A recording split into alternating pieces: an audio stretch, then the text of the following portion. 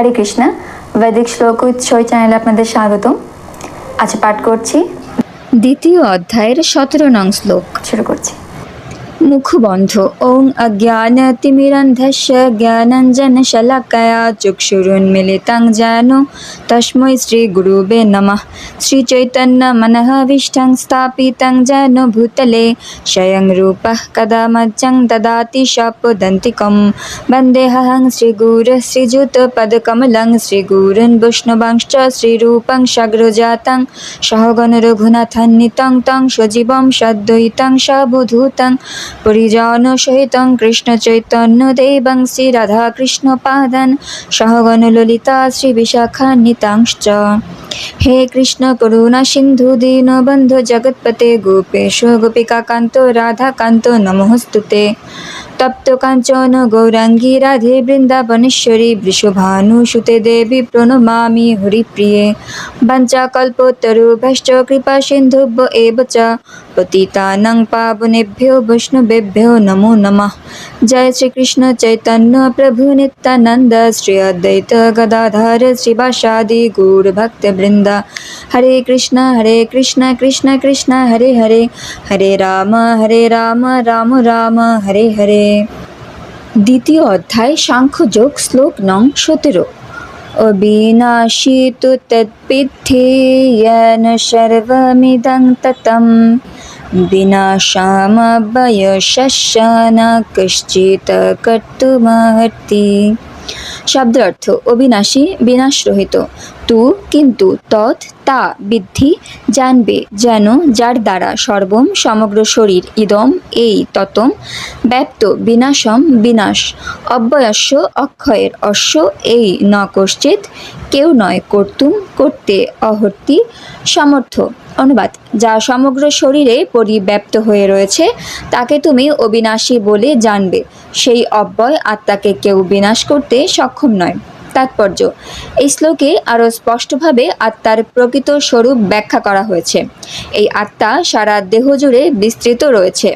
যে কেউ হৃদয়ঙ্গম করতে পারে সমগ্র দেহ জুড়ে কি বিস্তৃত হয়ে আছে, সেটি হচ্ছে চেতনা। প্রত্যেকেই তার দেহের সুখ ও বেদনা সম্বন্ধে সচেতন। চেতনার এই বিস্তার প্রত্যেকের তার নিজের দেহেই সীমাবদ্ধ, কিন্তু একজনের দেহের অনুভূতি অন্য আর কেউ অনুভব করতে পারে না। এর থেকে বোঝা যায় এক একটি দেহ হচ্ছে এক একটি স্বতন্ত্র আত্মার মূর্তরূপ এবং স্বতন্ত্র চেতনার মাধ্যমে আত্মার উপস্থিতির লক্ষণ অনুভূত হয়। এই আত্মার আয়তন কেশাগ্রের 10,000 ভাগের 1 ভাগের সমান বলে বর্ণনা করা হয়েছে। শ্বেতাশ্বতর উপনিষদে 5:9 প্রতিপন্ন করা হয়েছে। বালাগ্র শত ভাগস্য শতধা কল্পিতস্য চ ভাগো জীবঃ স বিজ্ঞেয়ঃ স চানন্তায় কল্পতে। কেশাগ্রকে শতভাগে ভাগ করে তাকে আবার শতভাগে ভাগ করলে তার যে আয়তন হয়, আত্মার আয়তনও ততখানি। সেই রকম অনুরূপ একটি শ্লোকে বলা হয়েছে, কেশাগ্র শত ভাগস্য শতাংশ সদৃশাত্মক জীব সূক্ষ্মস্বরূপ হয়ং সংখ্যাতীত হি চিৎকণা। অসংখ্য যে চিৎকণা রয়েছে তার আয়তন কেশাগ্রের 10,000 ভাগের 1 ভাগের সমান। সুতরাং এর থেকে আমরা বুঝতে পারি জীবাত্মা হচ্ছে এক একটি চিৎকণা, যার আয়তন পরমাণুর থেকেও অনেক ছোট, এবং এই জীবাত্মা বা চিৎকণা সংখ্যাতীত। এই সূক্ষ্ম চিৎকণাগুলি জড় দেহের ও চেতনার মূল তত্ত্ব। কোনো ওষুধের প্রভাব যেমন দেহের সর্বত্র ছড়িয়ে পড়ে, এই চিৎ স্ফুলিঙ্গের প্রভাবও তেমনি সারা দেহ জুড়ে বিস্তৃত থাকে। আত্মার এই প্রবাহ চেতনারূপে সমগ্র দেহে অনুভূত হয় এবং সেটি হচ্ছে আত্মার উপস্থিতির প্রমাণ। সাধারণ মানুষও বুঝতে পারে জড় দেহে যখন চেতনা থাকে না তখন তা মৃতদেহে পরিণত হয় এবং কোনো রকম জড় প্রচেষ্টার দ্বারাই আর সেই দেহে চেতনা ফিরিয়ে আনা যায় না। এর থেকে বোঝা যায় চেতনার উদ্ভব জড় পদার্থের সংমিশ্রণের ফলে হয় না, তা হয় আত্মার থেকে। চেতনা হচ্ছে আত্মার স্বাভাবিক প্রকাশ। আত্মার পারমাণবিক পরিমাপ সম্বন্ধে মুন্ডক উপনিষদে 3:1-9 শ্লোকে বলা হয়েছে, এষঃ নুরাত্মা চেতসা বেদিতব্য যস্মিন প্রাণঃ পঞ্চধা সংবিবেশ প্রাণশ্চিত্তং সর্বমতং প্রজানাং যস্মিন বিশুদ্ধে বিভবত্যেষ আত্মা। আত্মা পরমাণু সদৃশ এবং শুদ্ধ বুদ্ধিমত্তার দ্বারা তাকে অনুভব করা যায়। পরমাণু সদৃশ এই আত্মা পঞ্চবিধ বায়ুতে প্রাণ, অপান, সমান, ব্যান ও উদান ভাসমান থেকে হৃদয়ে অবস্থান করে এবং জীবাত্মার সমগ্র দেহে তার প্রভাব বিস্তার করে।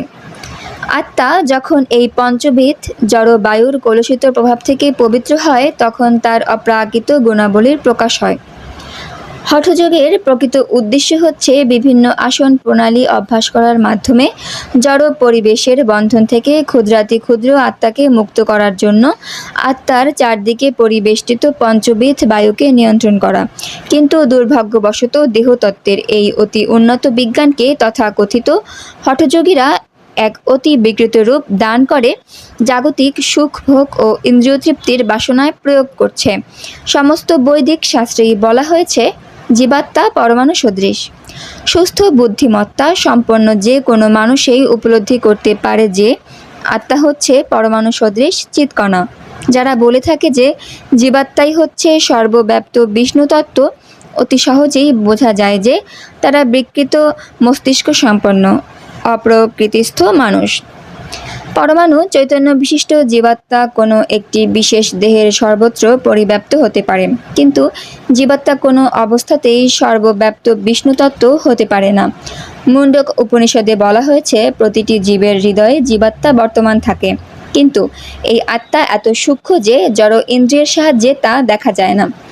বর্তমান যুগে অণুবীক্ষণ যন্ত্রের সাহায্যেও এই অতি সূক্ষ্ম আত্মা মানুষের ইন্দ্রিয় গ্রাহ্য হয় না। তাই আধুনিক যুগের তথাকথিত বৈজ্ঞানিকেরা হঠকারিতা করে আত্মার অস্তিত্বকে অস্বীকার করে, কিন্তু একটু সুস্থ মস্তিষ্কে চিন্তা করলেই আত্মার অস্তিত্ব সম্বন্ধে সমস্ত সন্দেহের নিরসন হয়। কারণ জীবের হৃদয়ে আত্মার সঙ্গে একসাথে অধিষ্ঠিত থেকে পরমাত্মাই জীবকে পরিচালিত করেন। তাই আপাত দৃষ্টিতে দেখা যায় জীবদেহের সমস্ত কার্যকলাপ হৃদয়ের দ্বারা পরিচালিত হয়। যে সমস্ত রক্তকণিকা ফুসফুস থেকে অক্সিজেন বহন করে তারা তাদের শক্তি আহরণ করে আত্মা থেকে। আত্মা যখন জড়দেহ ত্যাগ করে চলে যায় তখন রক্ত সঞ্চালন, শ্বাস প্রশ্বাস আদি দেহের সমস্ত ক্রিয়াগুলি বন্ধ হয়ে যায়। চিকিৎসা বিজ্ঞানীরা রক্তকণিকার এই গুরুত্ব স্বীকার করে থাকে, কিন্তু সমস্ত শক্তির উৎস যে আত্মা তা তারা বুঝতে পারে না। কিন্তু তা হলেও তারা স্বীকার করে যে হৃদয়ই হচ্ছে দেহের সমস্ত শক্তির কেন্দ্রস্থল। আত্মার এই পারমাণবিক চিৎ কণাগুলিকে সূর্য কিরণের অণুর সঙ্গে তুলনা করা হয়ে থাকে।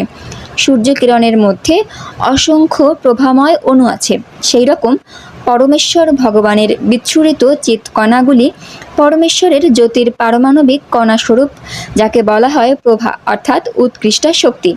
সুতরাং বৈদিক তত্ত্ববিজ্ঞান কিংবা আধুনিক বিজ্ঞান যা কিছুই অনুসরণ করা যাক, দেহের মধ্যে আত্মার অস্তিত্ব কেউ অস্বীকার করতে পারে না।